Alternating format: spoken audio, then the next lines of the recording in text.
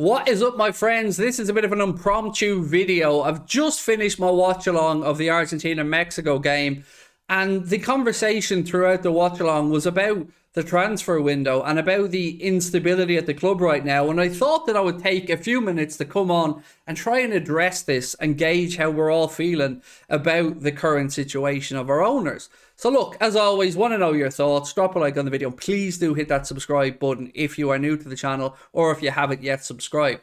Look, what we do know right now is that Liverpool Football Club is up for sale or investment. Now, the last week has seen something that we haven't really seen in FSG's tenure, which is instability or uncertainty. FSG have been very steady as she goes with regards to everything about the football club, with continuity, with trying to just do things in a certain way, whether we agree or disagree with that. There was always continuity of thinking.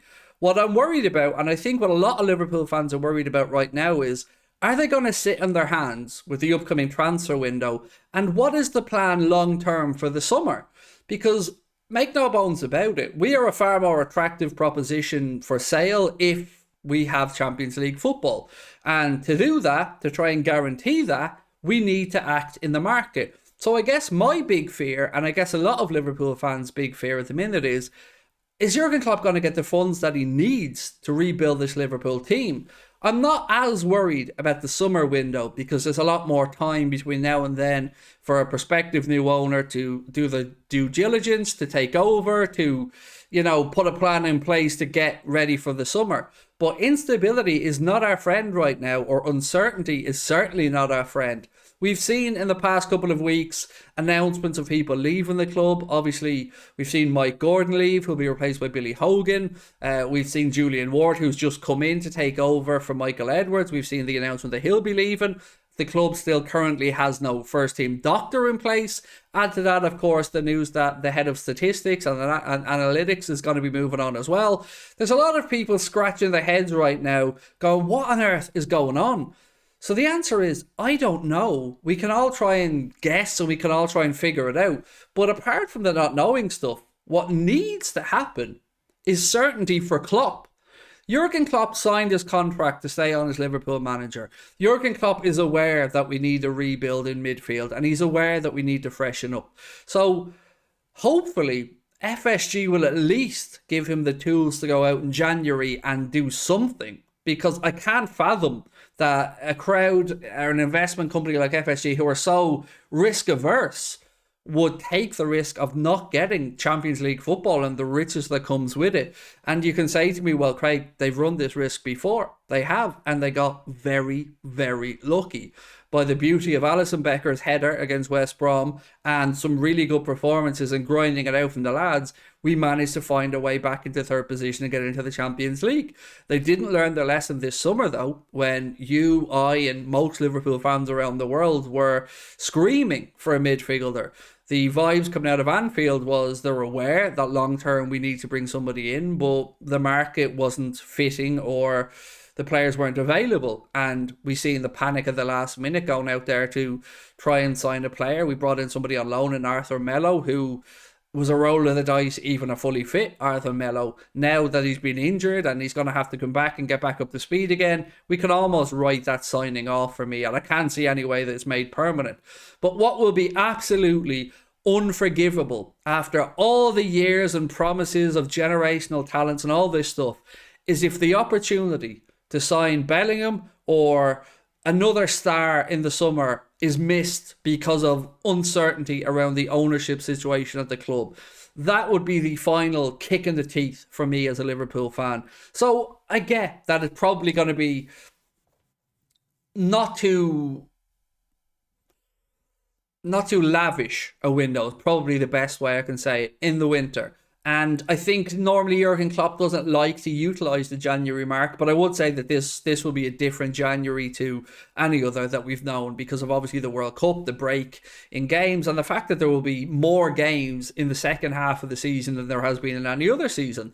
So you get more use out of a player who comes in, and of course that player would then get more time to bed in and be prepared.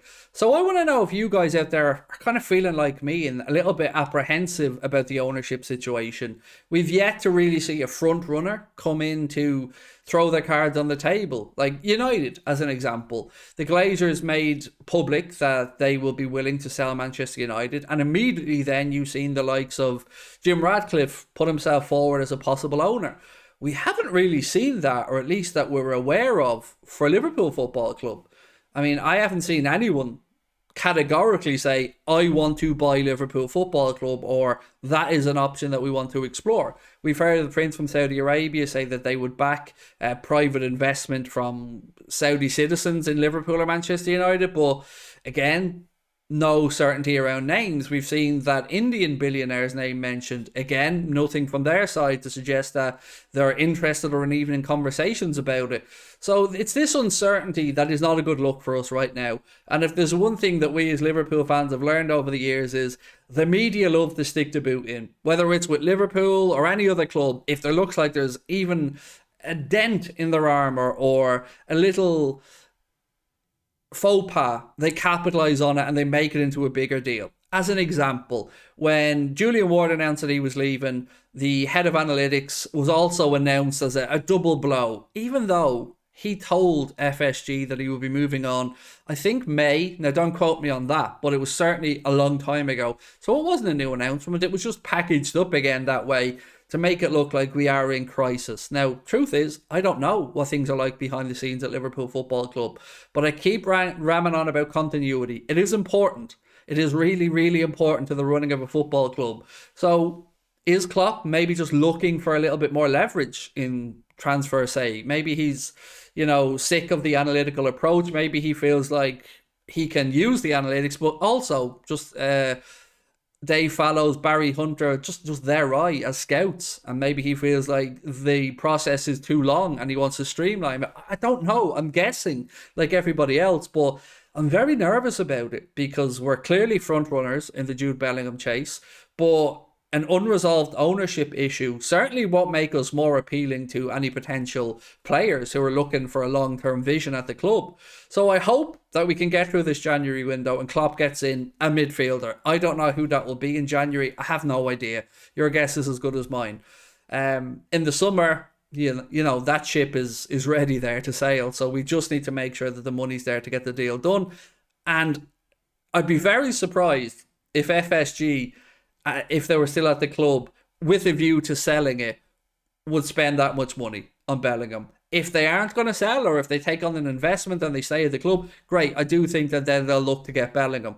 If a new owner comes in, again, you would hope that continuity will continue and that race for Bellingham or that process to sign him would carry on. But it is not our friend at the minute, and it is not a good look from the outside. So I hope this situation becomes clearer in the coming days and weeks, because we know that FSG don't like negative PR, and this situation has left a lot of Liverpool fans confused by what is going on, why so many people seemingly leaving or jumping ship. Is it a clearing out of house? Is it talented people moving before the sale comes, or trying to, look at the landscape of job opportunities and seeing if maybe they'd be wanted elsewhere? I don't know. There's even been whispers that Michael Edwards could come back, and I've got no idea if there's any truth to that or not. So for me, I'm nervy at the minute, mainly because we have no God-given right to be in the Champions League. We've got to earn it, and our midfield at the minute, it's just not up to scratch. So, fingers crossed. But I want to know how nervous you are, how worried you are about the situation, or is it me making a mountain out of a molehill? Because, I've been accused of sensationalizing things before or being a bit over the top, but I genuinely care about the club, and this has me a little bit worried. I can't lie. So again, over to you guys. Looking forward to reading your replies, and I will see you tomorrow over on Twitch from 6 p.m. for the Spain-Germany game. Yeah, Spain-Germany game tomorrow. Hope to see you then. Thank you guys. Bye-bye.